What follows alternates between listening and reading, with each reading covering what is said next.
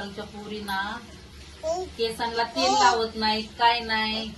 ये इकडं, काय आलं आली? ये तुझ्या डोक्याला जरा वाईट तेल लावते. बघ नाही, केस कशी मला झाल्यात, मोकळी गुंता केस किती आवडतात. झालाय.